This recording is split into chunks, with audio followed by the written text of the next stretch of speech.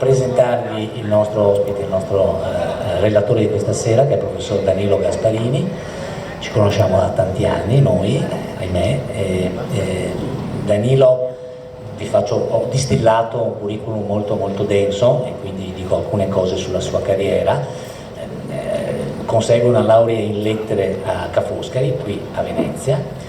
Nel 1982 è incaricato di ordinare e inventariare un archivio privato della famiglia dei conti Brandolin di Cisone di Valmarino, che dirige fino al 2003. Una cosa importante della sua carriera: dal gennaio del 1988 gli viene affidato dalla Fondazione Benetton di Treviso il coordinamento di un progetto di ricerca sulle campagne trevigiane in età moderna, che è ancora in corso.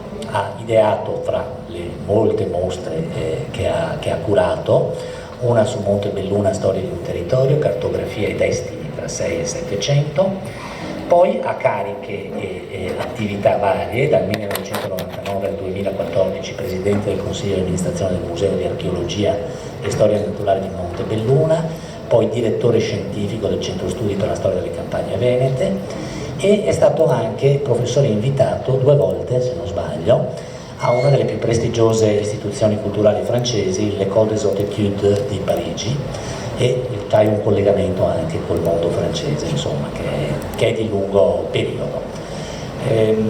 Docente tra il 2012 e il 2021 presso il Master di Cultura del Cibo e del Vino alla Challenge School di Ca' Foscari di Venezia, ospite fisso della trasmissione Geo in Geo. Confesso che non l'ho mai vista perché l'orario non è, però insomma, so che è molto famosa dal 2012, dal 2014 docente del Master della Cucina Italiana di Vicenza e dal 2017 anche accademico dei georgofili. Le pubblicazioni sono moltissime e insegna a Padova all'Università di Padova, quindi insomma un curriculum di tutto rispetto naturalmente, e moltissime le pubblicazioni di articoli e di saggi.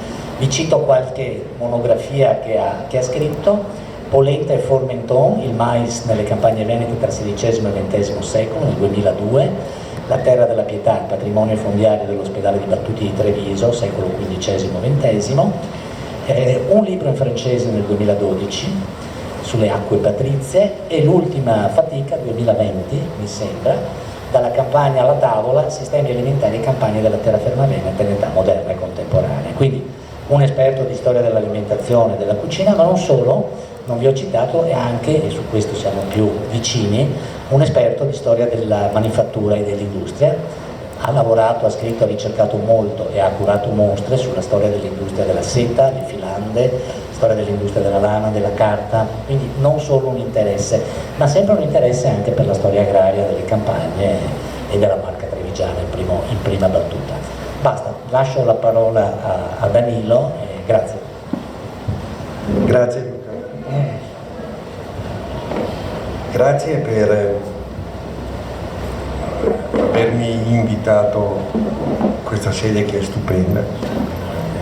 Io non sono veneziano, anzi sono nato a Istrana, quindi nel pieno di quello che per Venezia era Treviso e Trevigiano. Nelle relazioni dei rettori dicevano che appunto Treviso per Venezia era come un cao de vie, come un tralcio di vite, tanto era appunto prossimo, e quello che si faceva a Venezia si sapeva a Treviso, e quello che succedeva a Treviso si sapeva in quelle di Venezia. Grazie per l'invito, spero di essere la persona giusta per affrontare. Io sono passato i miei interessi storici dalla terra alla tavola. È stato un passaggio che ha avuto anche dei riflessi sul mio PIL, cioè sul mio prodotto interno lordo, perché a forza di occuparmi di alimentazione, di storia dell'alimentazione, dicevi, ti invitano in tutte le sante madonne. Alle volte mi trovo a partecipare a dei concorsi, non so, sulla miglior focaccia d'Italia o la miglior pizza, e devo fare il serio, cioè devo far finta che me ne intendo, insomma. Quindi sono cose. Sì, a Geo in Geo è stata una cosa bella da un punto di vista, perché mi ha obbligato a essere molto circonciso quando parlo, nel senso che i tempi televisivi, altrimenti la gente cambia canale, quindi da questo punto di vista è stata una scuola. E occupandomi appunto in realtà adesso mi occupo di sistemi alimentari, di consumi, di evoluzione del gusto, di gastronomia in ambito inizialmente molto veneto e poi si spazia un po' in tutta Italia. Voi sapete che la storia dell'alimentazione e la storia del cibo non è che sia stata una disciplina che ha avuto grandi prestigi. Un conto era fare la storia del Rinascimento, la storia delle dottrine politiche, ma fare storia dell'alimentazione e fare storia del cibo, come diceva, ma tu ti occupi di storia del cibo, come per dire sciocchezze, insomma, no? Si deve soprattutto a Massimo Montanari e a Flandrin, Jean-Louis Flandrin, aver dato dignità, insomma, a questa sorta di disciplina. Non siamo tanti in Italia che sono di storia del cibo, ma insomma ci divertiamo, insomma. Da questo punto di vista quindi io spero di raccontarvi questa sera alcune cose riferite appunto al sistema alimentare di Venezia, ma anche con qualche sguardo alla terraferma, perché non si dà una popolazione come quella di Venezia, tra 500-150.000 abitanti, se non abbiamo in mente chi soddisfava i bisogni di una città che in realtà non aveva campi. Quindi da questo punto di vista diciamo che i legami con la terraferma, i legami appunto con i mercati non solo di terraferma ma anche dello Stato da mare erano fortissimi. E cercherò di raccontarvi dividendo il mio intervento in due parti. Da una parte so che l'altra volta avete già parlato di spazi dedicati, perché c'è una geografia chiarissima dell'alimentazione in quel di Venezia. Qui ci troviamo nella pescheria, ma se uno seguisse soltanto voi li chiamate i nesioeti, le insegne delle strade, uno potrebbe fare tranquillamente un percorso nei luoghi appunto dove erano sistemate e questo Derialto poi era un gran mercato. E tanto per darvi l'idea di come, anche di che tipo di fonti noi possiamo usare per raccontare, partirei da un brano di un diario di un Patrizio Vicentino, Fabio Monza. Fabio Monza era un rappresentante eminente appunto dell'aristocrazia vicentina, amico del Palladio, molto intimo, anzi era il suo geometra di casa, insomma, e tanti sono i lavori. E in un passaggio, siamo l'11 febbraio del 1590, scrive nel suo diario: freddo e bel tempo. È venuto qui a disinare il vescovo con i suoi fratelli garzadori e le loro mogli e la figlia del garzadore e sua sorella consorti. Erano il numero di 19, con abbondevole convito di roba, ma non di cose eccellenti. Quindi c'è una vena di, non so se aveva sotto mano la guida Michelin.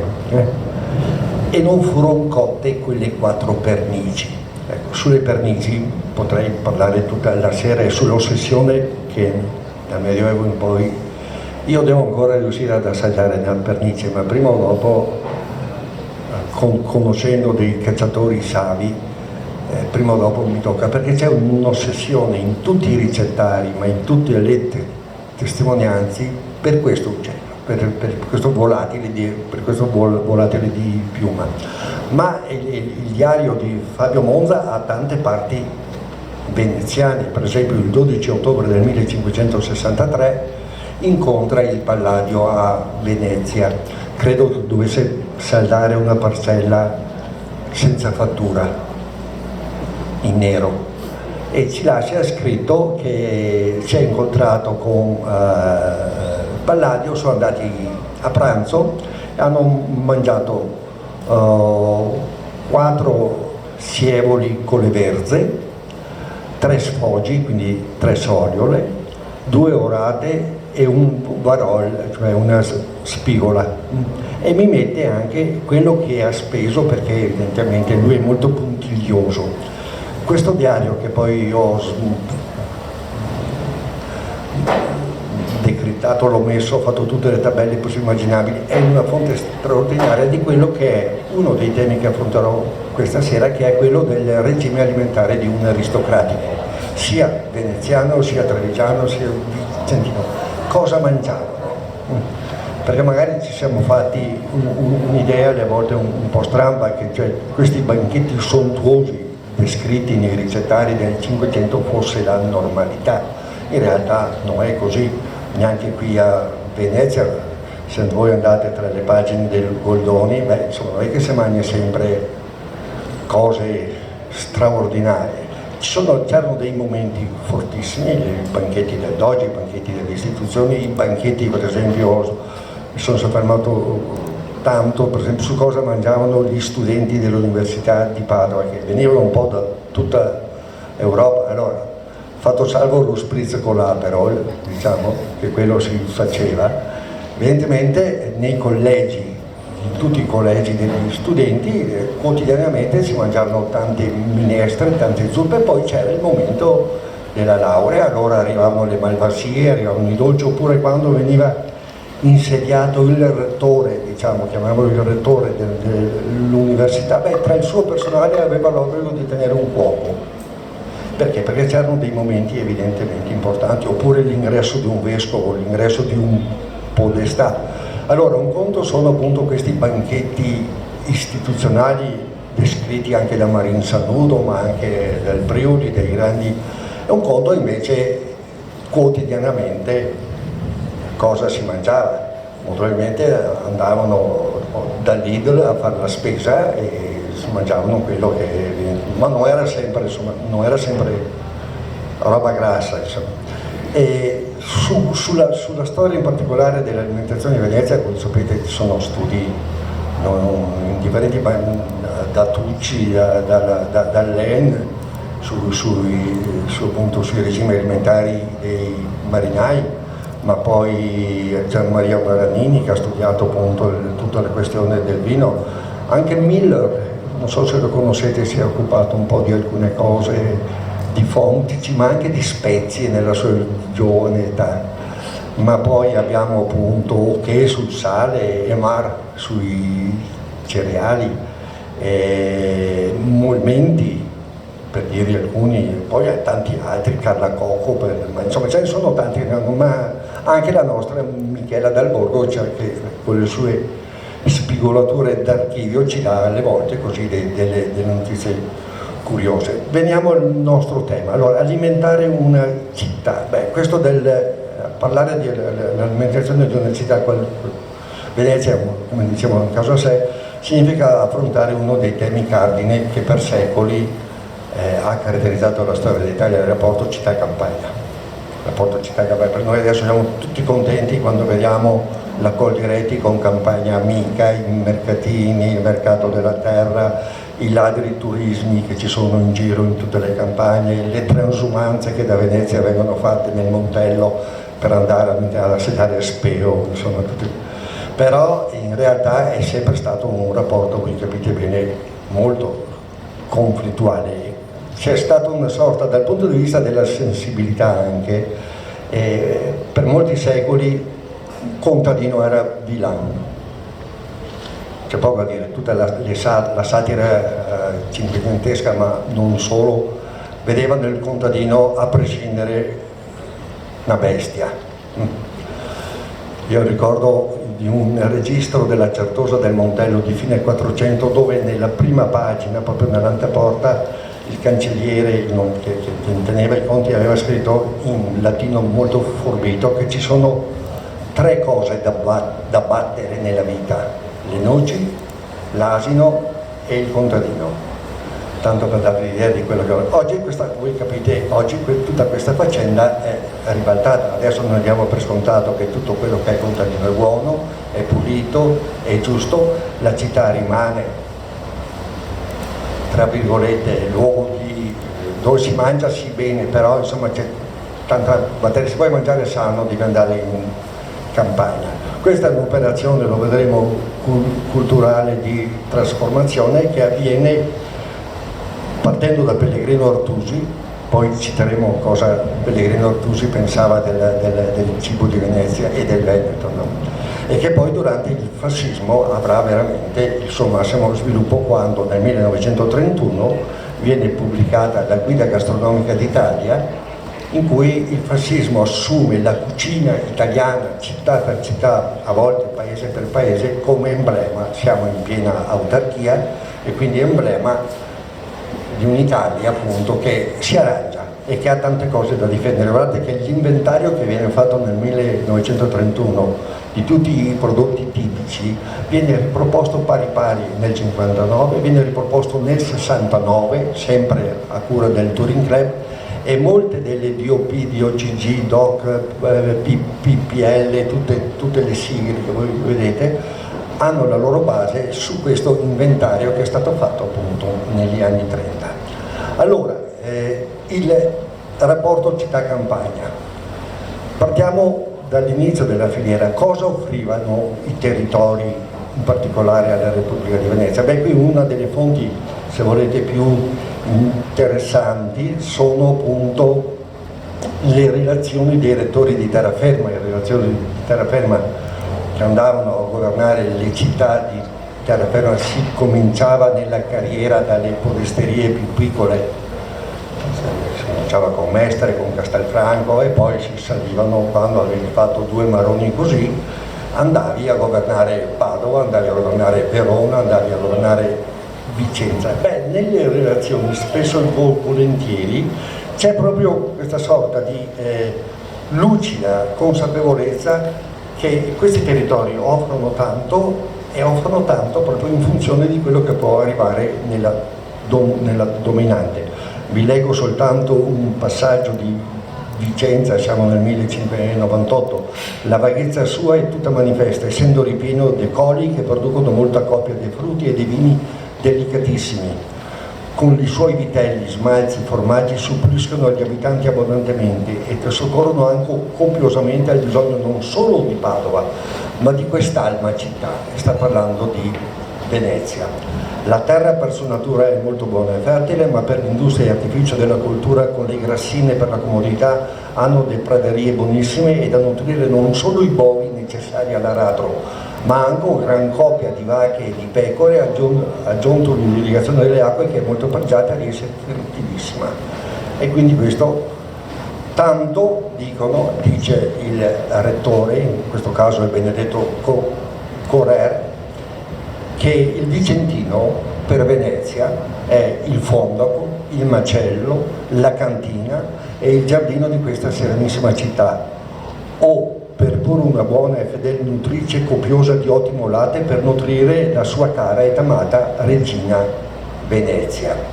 Allora, su questa relazione voi sapete c'era una sorta di format copia e incolla, insomma, tipo Word. Quindi lo stile evidentemente alle volte, non sempre le relazioni sono così, arrivano le carestie e allora pianti e lacrime, allora a chi ci si rivolge? Si rivolge a Venezia, perché appunto attraverso il suo grande mercato di cereali mediterraneo e non solo, faccia affluire nelle città colpite da carestia. E poi ci sono dei problemi fortissimi con le città invece che sono ai margini della terraferma, i contrabbandi nel Polesine, i contrabbandi nel lago di Garda, quindi c'è un rapporto per cui soddisfatte le necessità, e poi vedremo quanto si consumava di pane in città e nelle campagne, soddisfatti i bisogni, poi era Venezia che evidentemente, tanto per darvi alcuni numeri subito, Venezia prima metà del 500 aveva bisogno qualcosa di 500.000 quintali di grano, stima, di 400.000 ettolitri di vino, perché si beveva molto, il consumo medio pro capite, ma già dal Medioevo arriva a fine 400 a 39 litri pro capite al mese.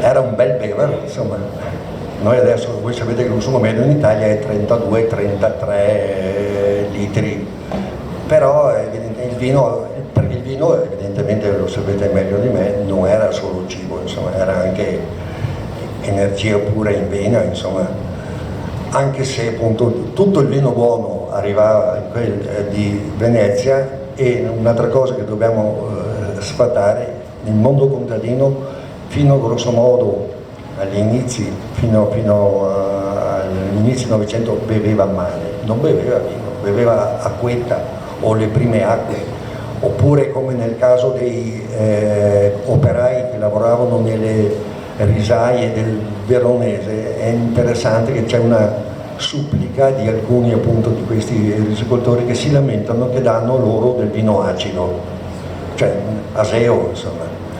E la risposta che viene fatta dai proprietari del riso, per cui sapete il riso è un'azienda straordinaria, perché a fine 500 Venezia è costretta a dire non fate più risaie perché noi abbiamo bisogno di pane, no, dei risotti. La risposta è non lamentatevi, perché questo vino che vediamo che è un po' aceto è un buon antisettico contro la malaria, quindi bastonati per due volte. E dopodiché sì, abbiamo anche, se volete, descrizioni esagerate, se volete, di alcuni territori. Se voi prendete i testi del Rusante, quando nella seconda orazione descrive il padovano, beh, insomma, ve lo leggo anche se non sono un fine lettore, diciamo, di questo dialetto pavan. Non renasse po' di tutta fatta il legume del mondo, de fava, non favelare, che non si può fare altro se ne immagna 4 squele la fila, pezzuoli, fasuoli, Maria Biata, che c'ha verza in braghe da 1000 anni, lente, bisi, panizzo, biave, come meggio, sorgo, spelta, segala, orzo, scandela, vena verza, erbame, verze, verzuoti, capussi, erbete, latture, per simboli, seole, scalogne, agio e puori, oppure frutti, mode frutti non favelare, pumi musiti, pumi rusene, pumi piolà, pumi calaman, pumi dolzani, pumi russi, pumi burti e buoni, piri ranci e avanti, e fa un elogio del padovano come fosse l'Eden. Quando poi arriva a descrivere le donne padovane, lì è veramente, probabilmente adesso sarebbe accusato, perché descrive, dice, mo parlò delle femmine padovane, con quelle dotte tasse che parlo bregole da latte, e dopo scende a descrivere le cosce, le natiche buone da pisciare, e le cose così lisce e sguaive che pardo fusti de novara, e poi i piedi delle donne padovane.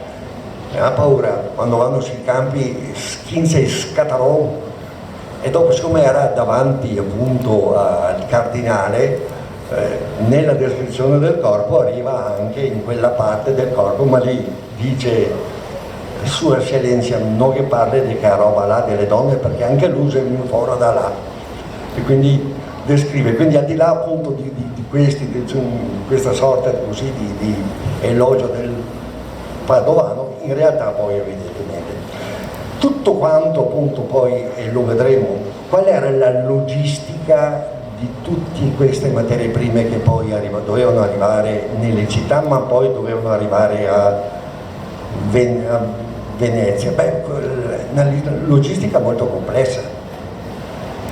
La GDO di Venezia del tempo, la grande distribuzione di Venezia nel corso del Cinquecento, come era strutturata? Beh, credo che ve l'avranno già detto, su tutto vigilava un complesso di magistrature, di istituzioni, di mariegole, di corporazioni. Per darvi la lista del fine 500, venditori di acquavite, caffè, viavaroli, boccalleri, botteri, cagliareri, casaroli, forneri, beccheri, fritoleri, fruttaroli, gallineri, buttiranti, gallineri e polaroli, lasagneri, luganieri, mercanti da vino, aranzeri, ortolani e avanti.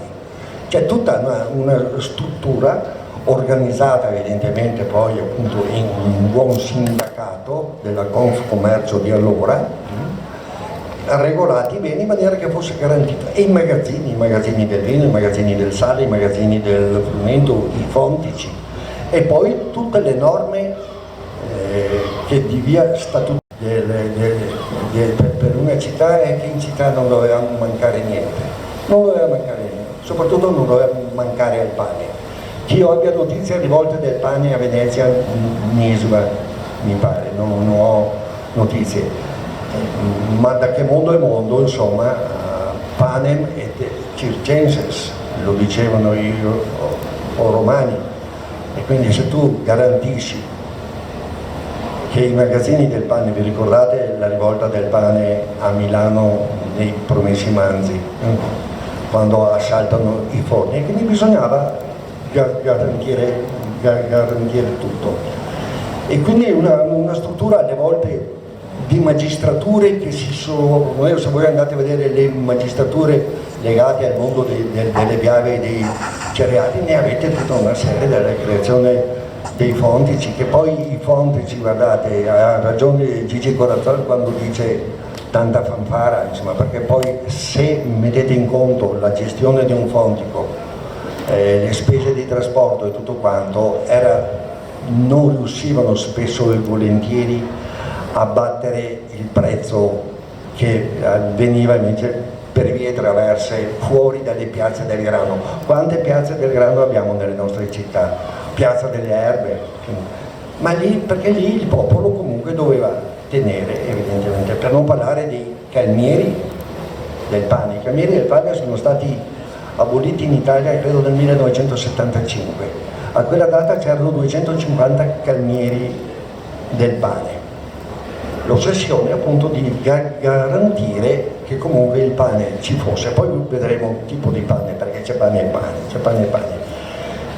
Per quanto riguarda il pane, il pane come il vino dal punto di vista, diciamo, strettamente letto alla Adam Smith, è una domanda anelastica, cioè pane e vino bisogna averne, la carne non importa, ma di pane e vino la città deve essere piena. Per la carne evidentemente dipende dalla carta di credito che hai, insomma.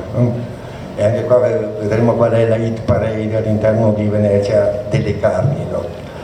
E Venezia, come vi dicevo, aveva grosso modo, guardate, per quanto riguarda il consumo annuale pro capite, si parla di 180-190 kg pro capite all'anno di pane.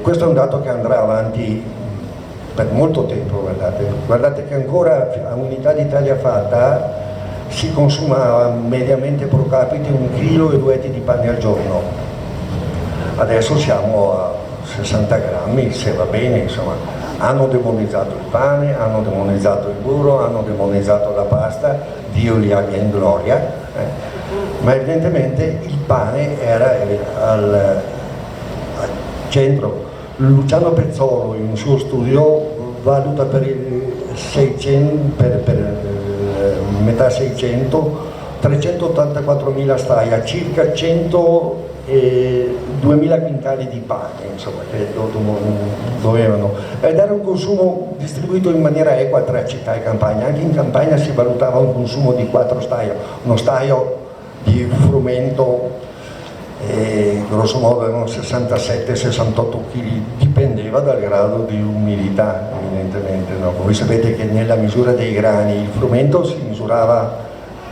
a raso, mentre gli altri cereali, la segale, l'orzo, si misurava a colmo, ma dipendeva evidentemente dal grado di umidità. Ancora oggi il grano si vende a ettolitri e non a tonnellate nei mercati.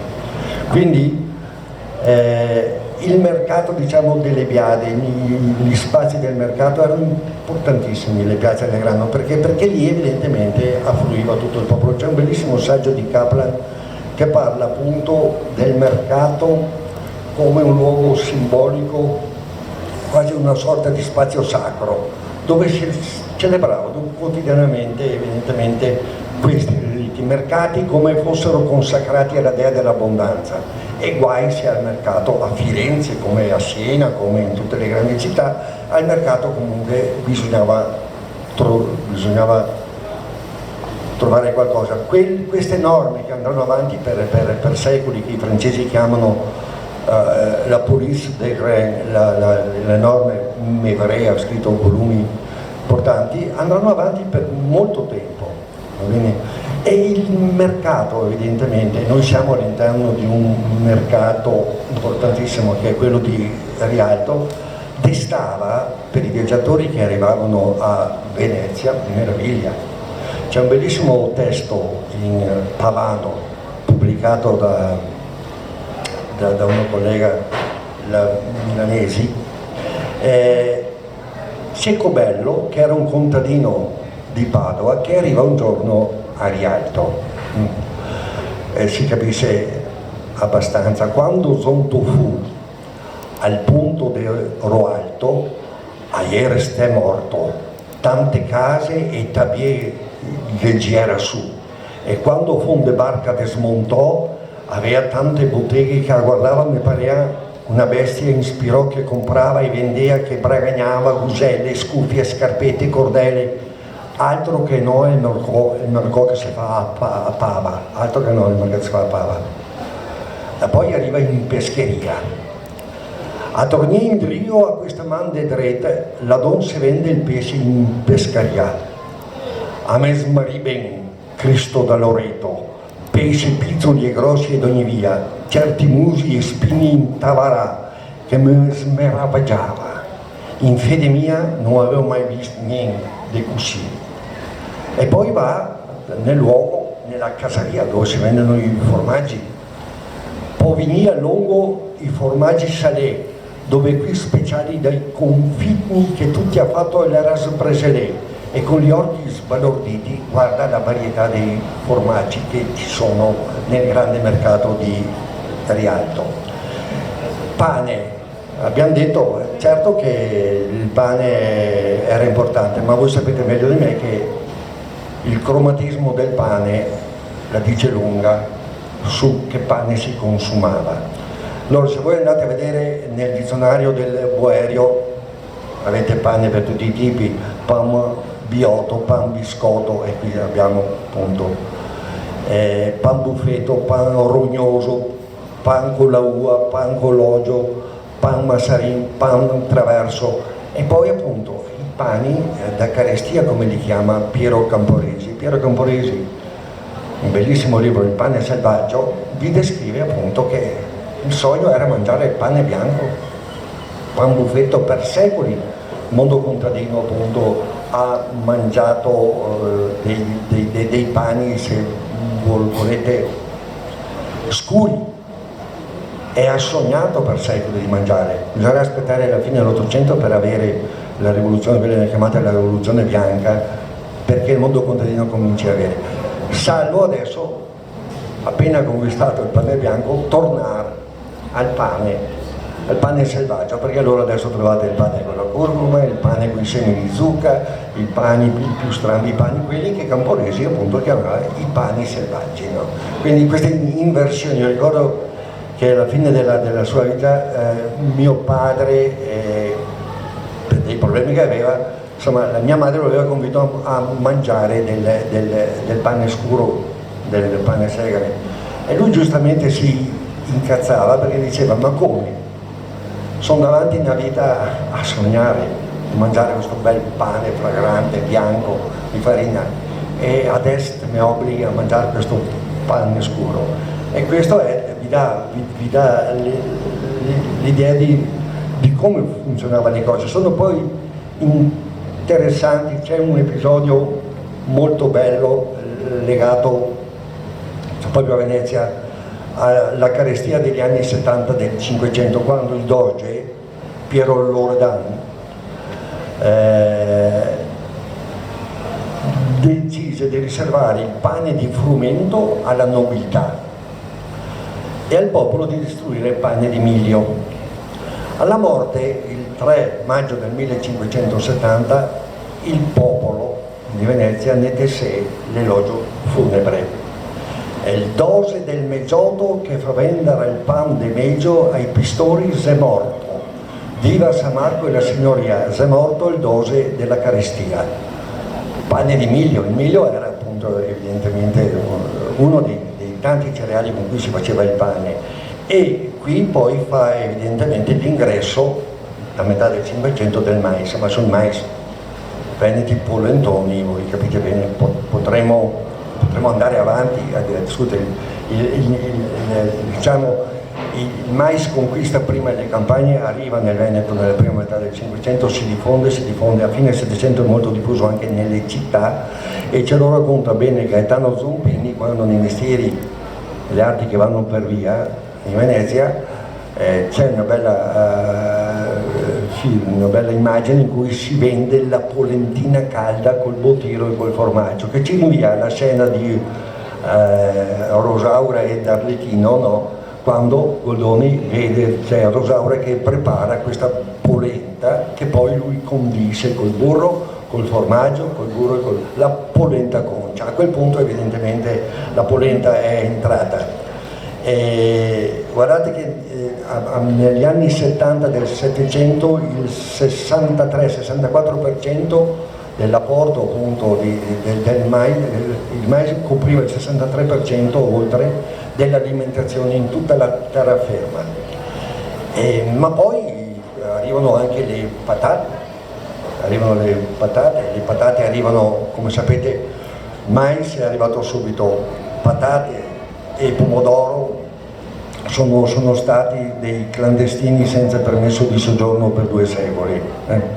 Quando appunto le patate arrivano e Parmentier in Francia insegna ai francesi come fare il pane con le patate, è una conquista. Talamini, parroco di Cadorino, diffonde un manuale stupendo in cui appunto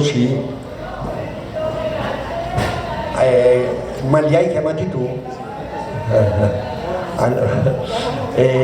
La patata diventa quindi un elemento importantissimo.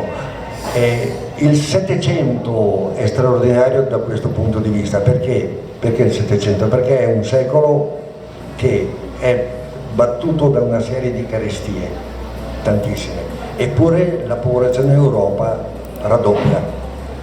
Dovuto a cosa? A questi, alle patate, le 3P, insomma, che non è il club della Coldiretti tanti anni fa: polenta, patate e pasta, i 3 cibi della fame, i 3 cibi della carestia, in cui non si muore più di fame, si abbassa di molto quello che è il livello qualitativo dell'alimentazione, tanto che poi ci siropiamo la pellagra, da questo punto di vista, ma evidentemente questi sono evidentemente sì.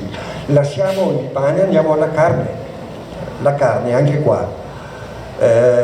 A Parigi per esempio il consumo medio era di 4 kg al mese nel corso del 600-700, ma Parigi.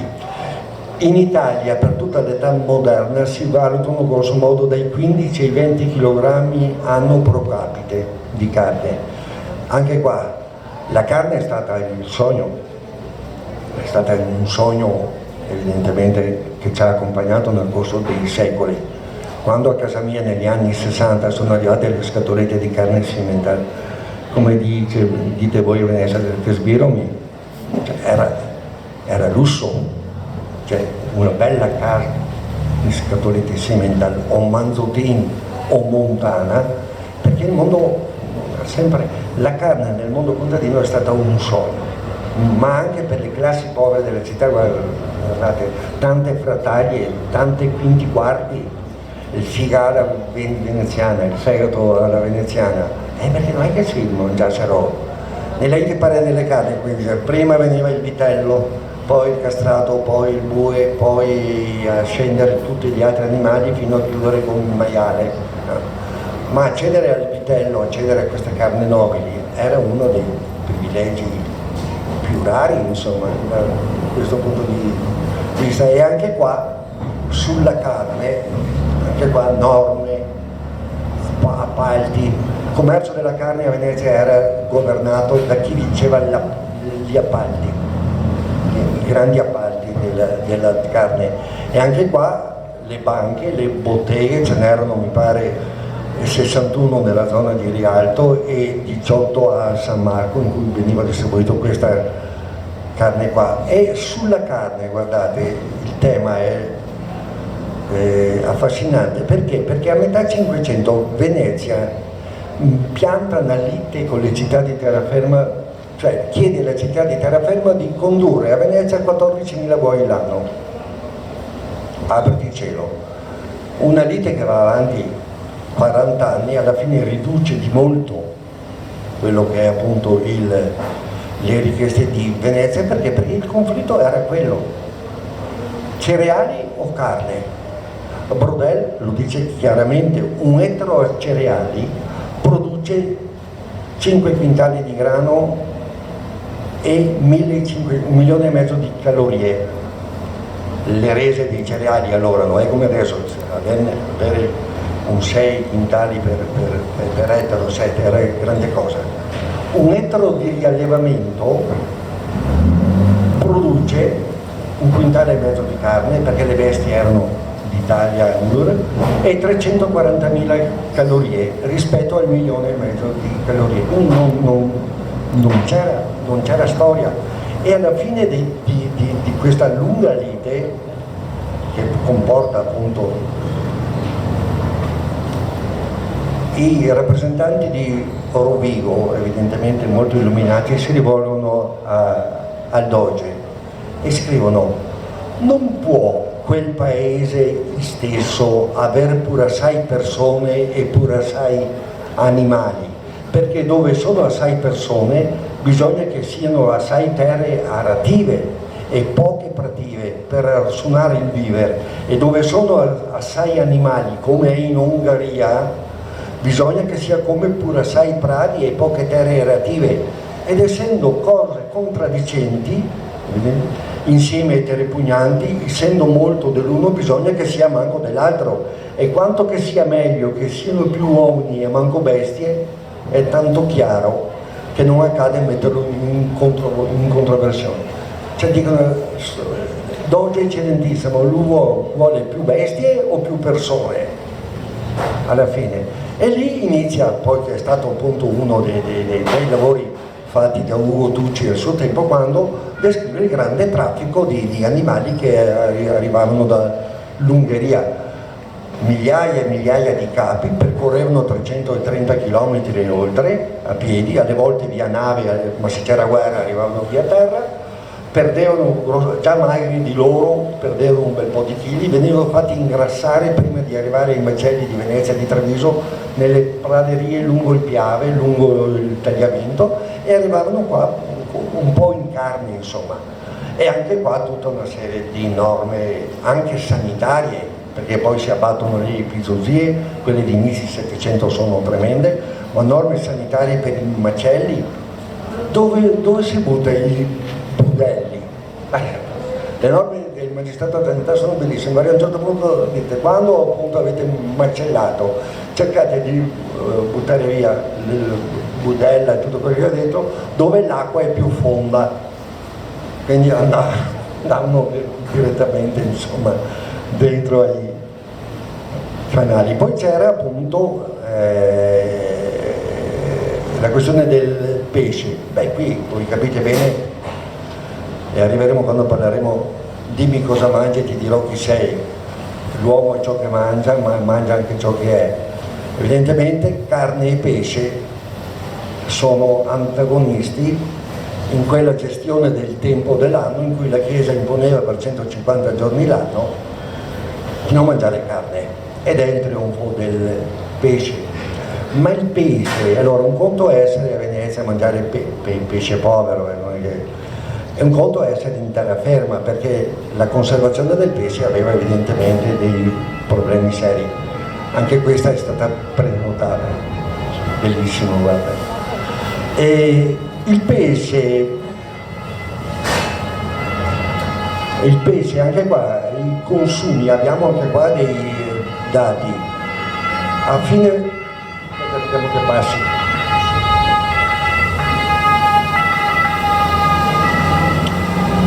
Noi siamo dentro appunto alla pescheria, ma sottolineerei quello che è stato per secoli lo statuto ambiguo del pesce, perché c'è pesce e pesce intanto, un conto se mangiare un sfoggio è un conto mangiare qualcosa di molto più pregiato, ma non solo questo, legato al pesce, perché legato alla Quaresima, per secoli c'era l'idea che intanto nutriva poco, ma soprattutto penitenza e mortificazione.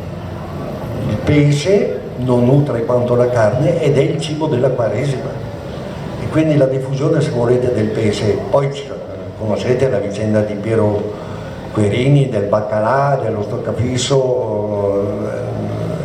Michele Del Borro a un certo punto cita un dato di arrivo del pesce dall'alto ponente, quindi dal Bregen, dalle isole Lofoten.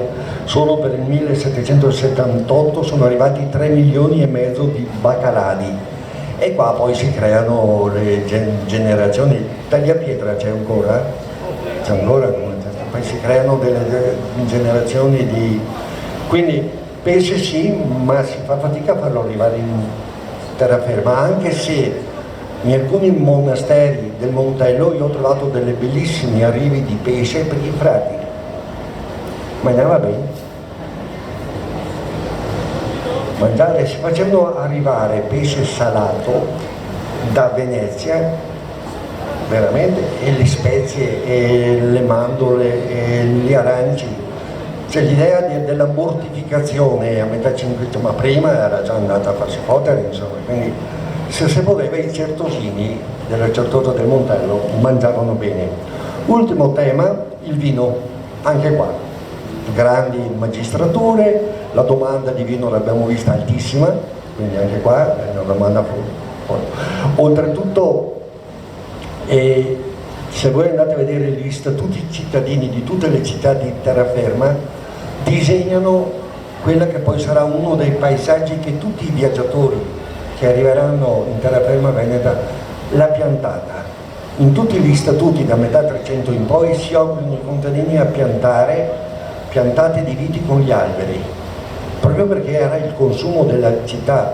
E qui a partire da Montaigne, ma poi Montesquieu, De Brosse, Goethe, tutti quanti che quando arrivano si trovano davanti alla terraferma veneta questo disegno di piante. C'è Montesquieu che fa questo viaggio del 1728, dice: la strada da Padova fino a Verona è bellissima, nei campi ogni 50 passi c'è un filare di alberi ai quali la vite si marica e che ricopre interamente, in mezzo cereali e miglio come saggina e grano turco, intorno ai campi ci sono dei gelsi e così uno stesso campo vi dà grano, vino, seta, legna, senza contare gli alberi da frutto. È un paesaggio che viene costruito a misura di cosa? A misura dei consumi della città. E per quanto riguarda i vini, va bene, il Podestà di Treviso nel 1626 dice che su 100.000 botti che il trevigiano fa di vini, 3/4 vanno a Venezia. Quindi il Sile diventa un'autostrada, ma anche il tagliamento, ma anche il Livenza. Pregiati i vini del Montello, che già sul finire degli anni 70 del 300 avevano il 40% di più di dazio, anzi la prima area di OCG, diciamo, è quella proprio dei vini del Montello, i vini dolci del Montello. Ma poi arrivavano, voi sapete benissimo, a me i vini navigati, e quindi le Malvasie, le Ribolle, i Treviani dalle Marche, e poi da tutto il...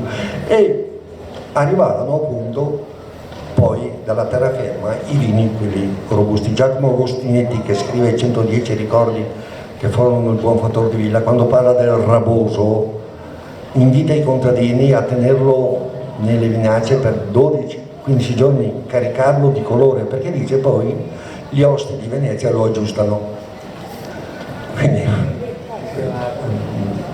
lo tagliano, no?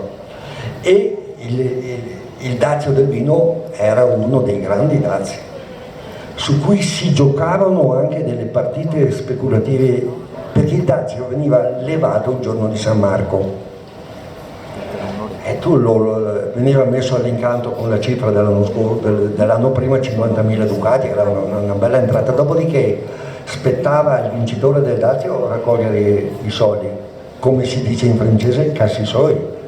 Venezia voleva i 50.000 ducati, arrivava la bella tempestata come è arrivata sti giorni e il Dazio a quel punto no, e quindi tante fortune si sono giocate attorno al Dazio di Vini e a quel punto Camera fiscale, pegni, sequestri, tutto quello. Era uno, diciamo, degli investimenti più ad alto rischio. È come se voi aveste investito su Veneto Banca, insomma, o sulla Banca Popolare di Vicenza, tanto per non far nomi, no? Perché era appunto legato a quelle che erano le stagioni. E poi qui Girolamo Prioli è bravissimo nei suoi diari per scrivere, sì, grandi dazi ma tante evasioni, perché alla domanda, diciamo, che gli ufficiali facevano, i veneziani rispondevano: ah, mi ho portato ua, me lo sono fatto in casa, quindi si poteva portare ua. Ci sono dei registri bellissimi di barche e barche che da Treviso, cariche di uva marzemina, che arrivano a Venezia, perché poi uno si faceva, siccome l'uva non era soggetta a dazio, quindi c'era, e Gerolamo Prioli dice: grandi, ma belle, grandi, corpose evasioni del dazio, ma non solo del vino. E poi qui voi sapete la distribuzione, le osterie e le taverne del Maine dove si beveva l'ombretta, e poi le locande del Pluri e del Grosso dove venivano venduti i grandi vini. C'è un passaggio straordinario sempre di Giacomo Agostinetti, che a un certo punto sta discutendo, lui aveva rapporti, lui ha lavorato per 40 anni per 12 casate veneziane, proprio della serie mobilità, curriculum. A un certo punto sta discutendo di cosa deve avere una buona cantina. C'è questo passaggio che a me ha commosso molto, no? Perché c'è uno sguardo quasi di amore verso i contadini. Lui dice che in una cantina mettici anche una tazza di lattesin per assaggiare il vino, una scodellina, insomma, anche altra scodella per i contadini, sebbene alcuni patroni non ne vogliono, a ciò i contadini pure non ne possono bevere. Ma questi padroni, dice, che osservano questi minucce, che sono così meschini, non sanno che quando non trovano scodelle, i contadini bevono il vino con le sessole, e quando non avessero altro adoperebbero la bareta, o, come faceva Diogene, con le proprie mani. C'è una sorta di dire come non fare il meschino. Questi hanno grande sete, metti una scodellina anche per loro, perché tanto comunque dice no. E l'altra cosa, evidentemente abbiamo fatto il pane, abbiamo fatto il vino, abbiamo fatto la carne, chiudiamo col formaggio. Anche qua una premessa: la nobilitazione del formaggio come elemento, se volete, del pranzo è una faccenda che si gioca nel Medioevo. Se la Chiesa non mi fa mangiare carne per tutto l'anno nei monasteri e per 150 giorni di cristianità, devono esserci dei cibi che sostituiscono, quindi il trionfo del pesce, dell'uovo e del formaggio. Il formaggio è sempre stato considerato nella storia un elemento povero, di una dieta povera. A quel punto il formaggio viene nobilitato. C'è un episodio bellissimo di Carlo Magno che arriva in un'abbazia nella zona del Camembert e l'abate dice: maestà, io non ho carne, lo sa bene che noi carne, e allora gli dà una frittata da una tomma di Camembert. Carlo Magno cos'è che fa? Prende e col suo che in latino è bellissimo, a quel punto l'abate si incazza: maestà, cosa sta facendo? Sta buttando via la cosa più buona del formaggio. E Carlo Magno ubbidisce e poi ordina all'abate di fargli arrivare ad Aquisgrana ogni tanto delle forme di formaggio. A quel punto la Chiesa ci fa mangiare il formaggio. Carlo Magno mangia il formaggio, Maestro Martino, il grande cuoco del patriarca di Aquileia, che passa anche per Venezia, ci dà nel suo ricettario, ed è la prima comparsa, il formaggio tipo sottiletta Kraft, crostone di pane scaldato, fetta di formaggio sopra, coperchio caldo che si squaglia. A quel punto, se anche un grande cuoco come maestro Martino da Como mi consiglia, a questo punto il formaggio è fatta. Ma voi sapete bene che sul formaggio poi c'erano tutte le norme mediche. Voi sapete che c'è un proverbio inglese che dice la bocca non si stracca se non sa da vacca. Allora, dietro questo proverbio che sembra, oppure quell'altro, non far sapere al contadino quanto è buono il formaggio con le pere, con la versione dei toscani che dicono ma poiché il contadino non è un coglione non lo fa sapere al padrone.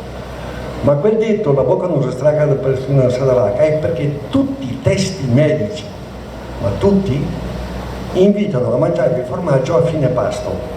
Perché? Perché il formaggio ha questa capacità di sigillare la bocca dello stomaco e non ti più fame. Quindi il formaggio va mangiato alla fine. E i formaggi che arrivavano in quel di Venezia, vi faccio soltanto una sorta di catalogo alla Mozart, madamina il catalogo è questo, è una data un po' tarda, 1730, ma a Venezia si distribuiva il Piacentin e l'Odesin, parmigiano reggiano, il più caro, il Pecorini, il Bressan, il Bergamasco, il Veronese e un formaggio poi di vacca, il Claudese, il Pugliese, il Manfredoni e anche dall'Inghilterra, forse lo Stilton o il Cheddar, chissà cosa arrivava dall'Inghilterra. Formagelle, dopo i formaggi di Asin, della Valle d'Asin, siamo in Friuli, questi i formaggi dolci e i salati, Moriotto, dalla Morea, Cambiotto, il formaggio siciliano e Sua Maestà il Morlacco. Nel 1770 a Venezia arrivano qualcosa come 1080 quintali di Morlacco. Morlacco, Salà, Navegà. Allora qui io mi sono peritato 2 anni fa a smontare la leggenda del Morlacco. Voi sapete che circola questa leggenda su tutte le guide il Morlacco, i pastori uniti dalla Morlacchia sul grappa per appunto insegnare come si fa il Morlacco. Io ho fatto l'analisi del sangue a tutti gli abitanti di Borso del Grappa, non c'è sangue Morlacco dentro, quindi i Morlacchi non sono arrivati. Ma perché? Perché il Morlacco era già presente nel 300. Nei mercati di Venezia, nei mercati di Sicilia e di Udine, era il formaggio più povero, uno dei formaggi proprio più. Dopodiché le prime citazioni col nome di Morlacco le abbiamo a fine 800, in cui appunto nell'inchiesta Iacini si dice che nella Val del Brenta si fa un formaggio che chiamano Morlacco, e alla domanda di un viaggiatore ma perché lo chiamano Morlacco non si sa. In realtà lo chiamano Morlacco perché è lo stesso tipo, è un primo sale. Il Morlacco è proprio uno dei formaggi. Adesso apriti il cielo, è diventato presidio slow food, ti fa pagare un nocciole a testa, bisogna che ti iscrivi all'ONAF se lo vuoi mangiare, perché se non sei dell'ONAF ti sei un scalzacane, e lo vendono a prezzi molto più caro, per esempio del parmigiano reggiano. Adesso il Morlacco, ma queste sono le operazioni, voi capite, di marketing che vengono fatte. Tu prendi un cibo povero, ci costruisci una bella operazione di marketing con gli studenti usciti dal Master in Cultura del Cibo e del Vino di Ca' Foscari, è fatta. Basta dare una bella patina. E poi l'altra cosa, oltre a quel detto, la bocca non la stracca se non sa da vacca, c'era un altro importante che derivava dalla scuola salernitana, che poi viene ripresa da Michele Savonarola, dai grandi medici, dice caseus sanus est quem data vara manus, cioè mangia formaggio ma pochetto, poco, che fa male. L'altro grande proverbio che riassume la storia del formaggio: a tu catà quel del formaio, oppure minacciosa te catarà quel del formaio. Perché? Perché questo deriva da uno dei grandi miti di tutte le aree, dai Pirenei fino alle Alpi, fino al Caucaso, del mito dell'uomo selvatico, che era un uomo che viveva allo stato selvatico, barba, capelli lunghi, tutto, che una volta all'anno usciva E cos'è che faceva? Insegnava ai magari a fare il formaggio. Quindi paura della serie, trovare quello che ti sistema, che ti insegna a fare il formaggio. Ci restano pochi prodotti sul caffè, inutile che vi racconti Venezia. Qui vale la pena, voi capite la difficoltà che il caffè ha avuto nell'essere accettato, perché era considerato il vino del mondo musulmano, cosa che viene risolta da Papa Aldobrandini, Clemente VIII, quello che fa lo spiedo a Giordano Bruno, il quale a un certo punto deve decidere se la cristianità può o no bere il caffè. I cardinali gli sottopongono varie miscele, arabica, robusta, Illy, Goupion. Lui lo assaggia e buon maestro, che è buon. Sì, però santità è dei pagani, e quindi nessuna preoccupazione. Ego benedictus in nomine Patris, Filii, Spiritus Sanctus. Ha benedetto il caffè e a quel punto il caffè è diventato una bevanda che la cristianità. Poi avete Goldoni, la bottega del caffè, poi c'è benissimo perché nella Sposa persiana, se andate a leggere, c'è appunto Goldoni che vi insegna come si fa il caffè, insomma, ve lo spiega. Il cioccolato, ecco, il cioccolato interessante perché abbandonate le spezie, su cui bisognerebbe fare un discorso a sé. Voi sapete che Venezia si è fatta ricca con le spezie, c'è poco da dire. Girolamo Priuli nei suoi diari è tremendo quando a fine 800 Rialto, mega schermo, Sky News dicono che i portoghesi hanno trovato una via per arrivare appunto. È interessante perché poi a un certo punto i nostri padri non ci credevano e lui dice: se fosse vero, ed è vero questo, per Venezia è finita un'epoca, non arriveranno più gli alemanni, non arriveranno più, sarà quello, no? E quindi a un certo punto le spezie, che sono state per secoli un marcatore sociale fortissimo delle classi ricche, perché le spezie o il pepe non servivano per conservare, servivano per nobilitare i cibi.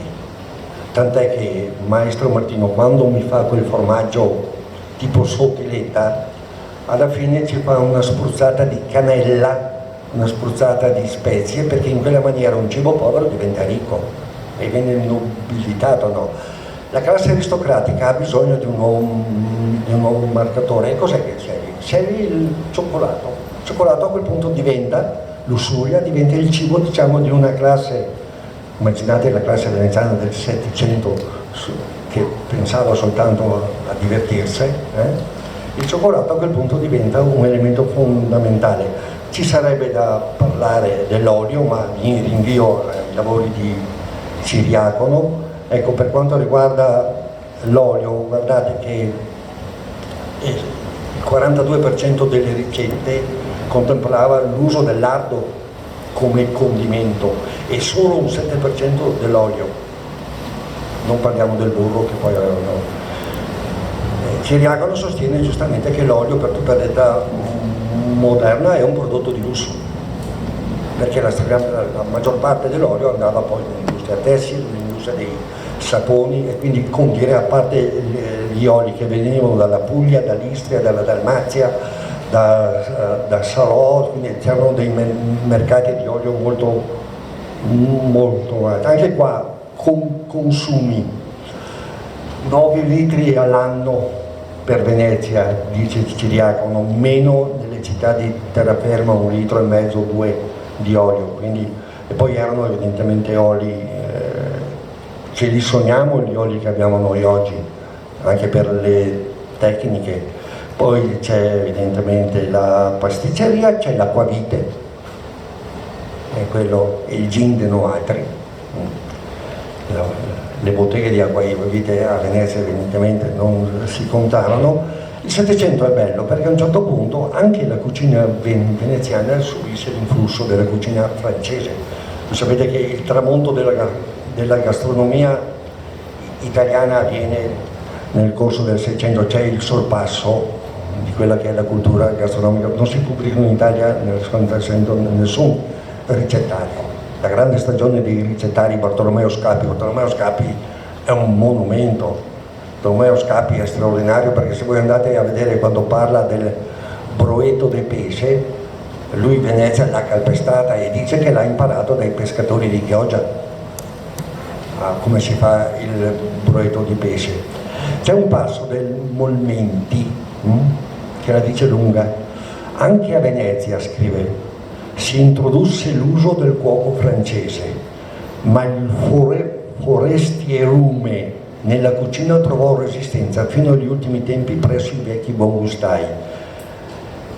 I cuochi francesi hanno guasti gli stomachi veneziani, hanno guastato gli stomaci veneziani con tante porcherie, salse, brodetti e specialmente estratti nei quali 4 paia di colombi ridotti a puro brodo appena si trovano. Ora l'aglio e le cipolle sono molto alla moda ed entrano in quasi tutti i piatti, e le carni e i pesci sono talmente trasformati che appena si riconoscono quando giungono in tavola.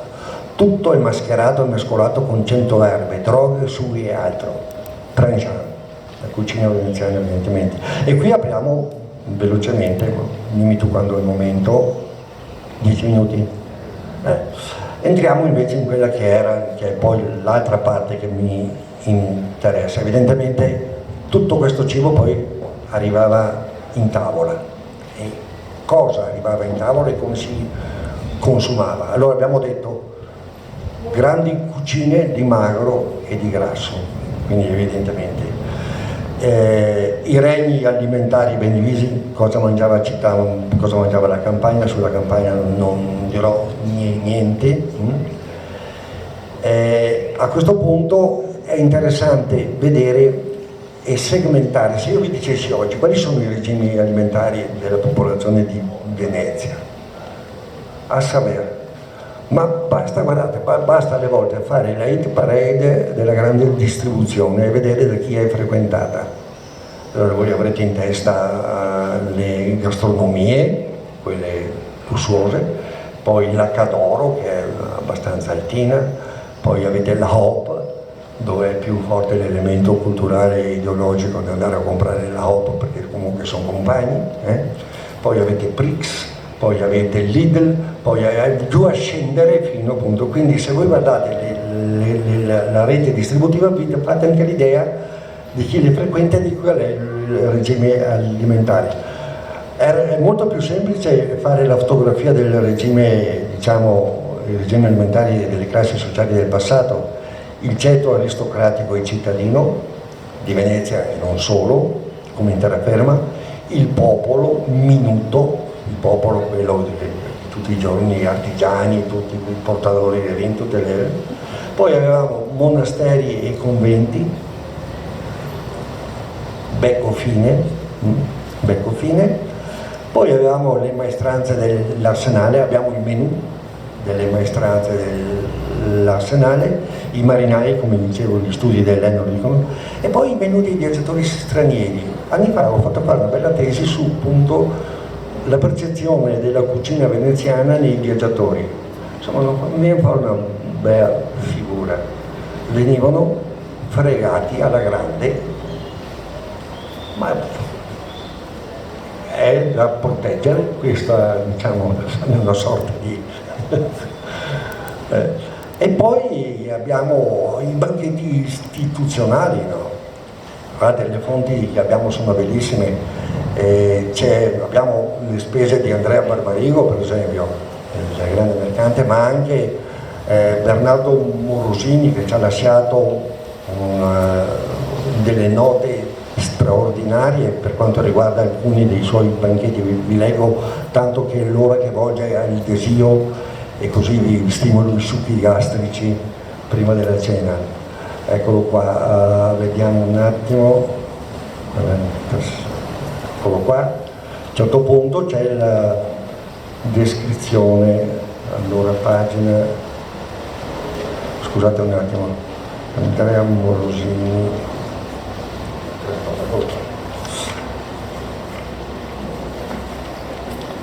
Ecco qua abbiamo un quaderno di spese, studiate benissimo da Faucheron, che ha fatto quel malloppo sul punto. Questo è un quaderno di spese che era già stato segnalato da Luzzatto, no?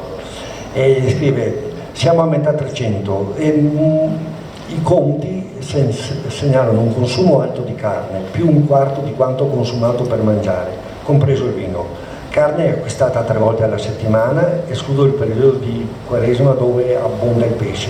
La carne di vitello e di manzo copre il 53% dei consumi carni, quella di agnello il 26%, quella di maiale l'8%, sotto le feste, comprese le luganeghe.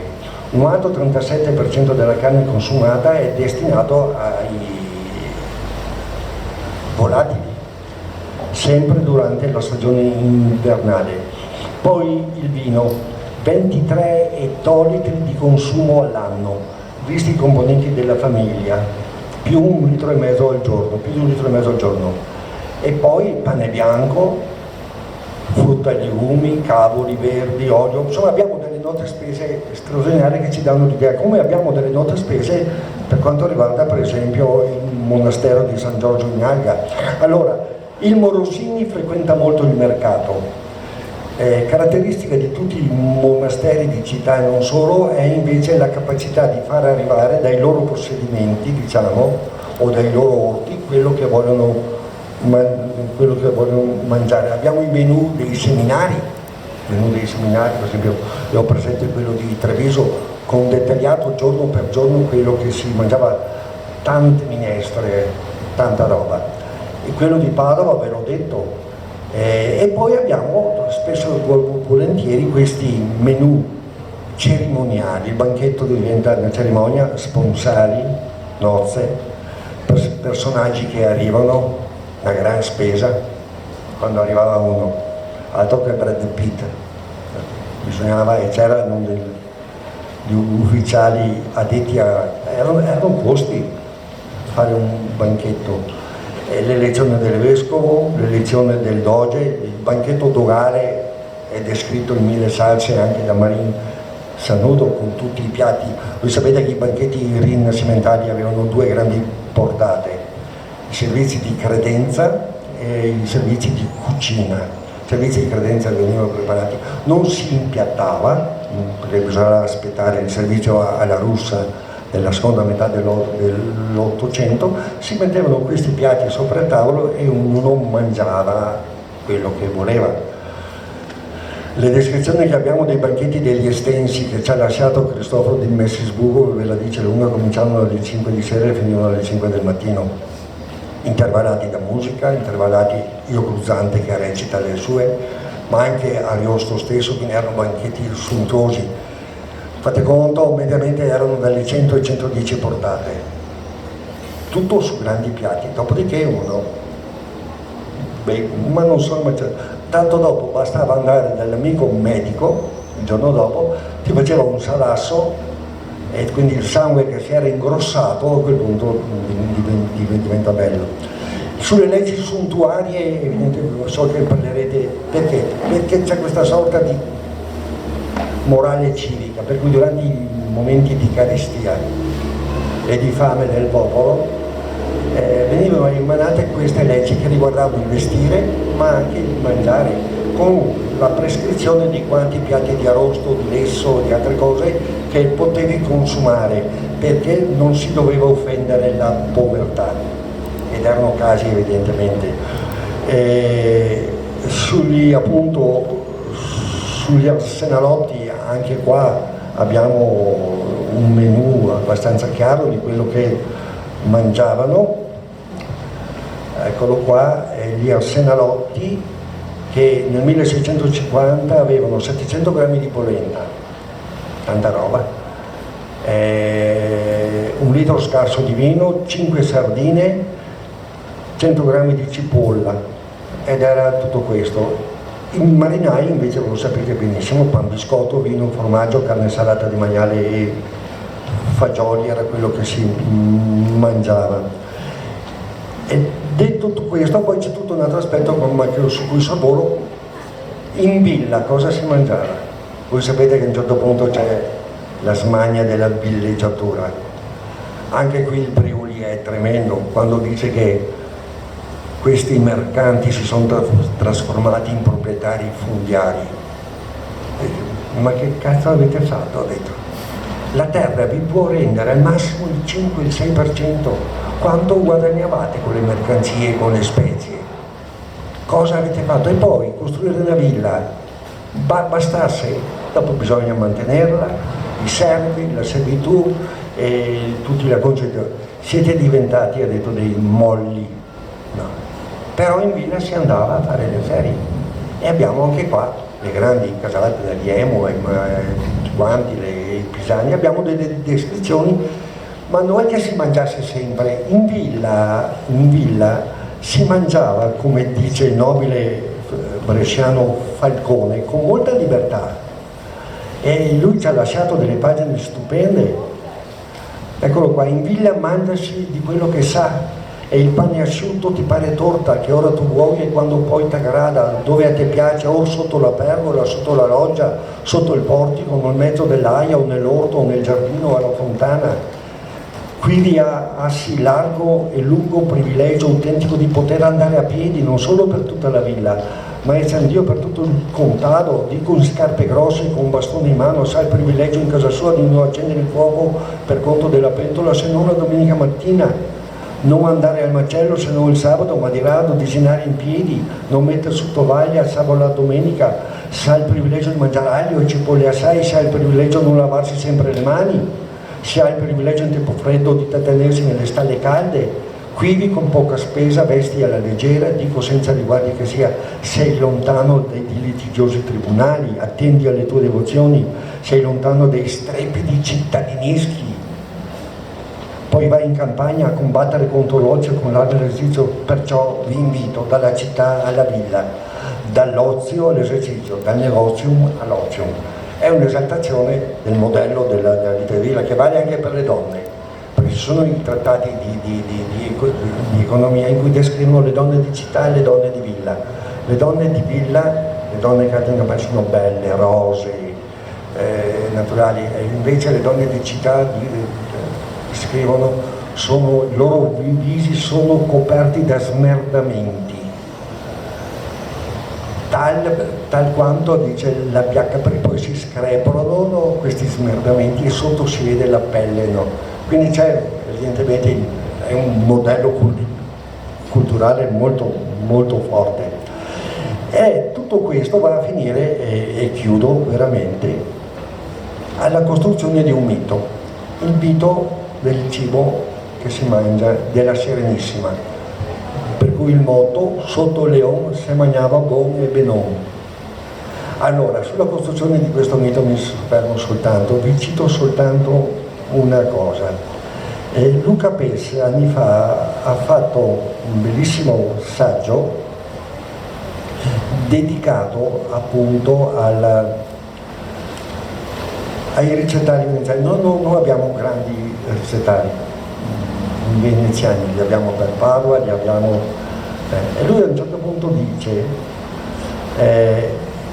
un ricettario uscito nel 1903 che si chiama Signor Zamaria delle Fritole, l'autore anonimo. Bene, nelle ricette, siamo nel 1908, 28 ricette di pesce su 100 e 42 di carne. Nel ricettario del Brusegan 1997 il rapporto si inverte, 19 piatti di carne contro 39 di pesce. Cosa è avvenuto? Che nella costruzione, diciamo, di questo mito di Venezia, dove si mangia pesce, si è ribaltato, no? Si è creata questa sorta di mito per cui a Venezia si consuma solo pesce, quando per secoli, e siamo tardi, 1908, i piatti reali di pesce e dei ricettari erano assolutamente poco.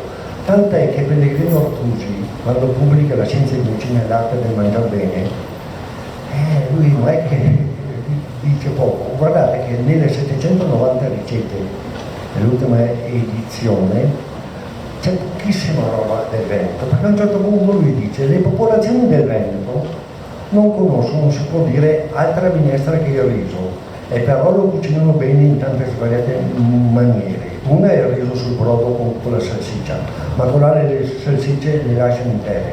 Io preferisco sminuzzare nel brodo quando si mette a cuocere il riso. A me piace di unire il riso con le salsicce o la porca o il cappuccio. A un certo punto lui dice che l'unico grande piatto che lui riconosce che è degno di essere messo i risi bisi, che è una delle... Allora, attorno a questo mito, vi capite bene, cioè si è costruito un mito della cucina veneziana fortissimo. Maria Salvatori De Giuliani, a tavola con i nostri veci, pubblica il ricettario che dice della cucina veneziana, ma mi mette dentro di Canela lì. Ci siamo. La sagra del pesce che si fa a Chioggia, questo è un altro grande tema, ma si fa durante la stagione di ferma, da dove arrivano il pesce e la sagra Ranieri dimostrano che lui è la nostra cucina veneziana, poi Mafioli, Ororato, si è costruito. Se voi andate a vedere i ricettari, vedete nel corso dei secoli, colpa anche, guardate, di Ortensio Lando. Ortensio Lando è un autore che mi fa il primo travel food in Italia, 1548, e dice: averà in Padova ottimo pane, vino Berzamino, Luzzatelli e ranocchie perfette, non ti devo dire degli poponi chiozotti, delle passere, delle orate, ostaghe, capesanti e cepachi veneziani.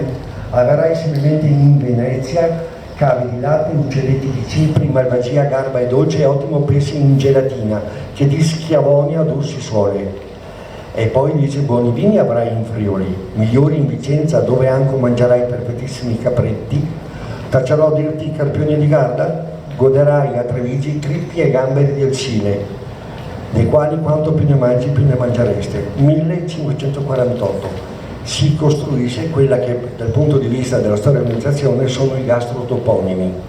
Se voi oggi dite Venezia dite pesce, se dite Bologna mortadella, se dite Treviso radicchio, se dite Lamont dite fagioli. Cioè si sono costruiti questi gastrotoponimi per cui Castelfranco è più famoso per il radicchio che per Giorgione. Quindi tutto questo è stato costruito e alimentato fino ad arrivare a questo bellissimo, non so se lo conoscete, Sally Spector, un'americana che vive qua da tanti anni, che ha fatto questa Venezia e i suoi sapori. Tutto disegnato e scritto a mano.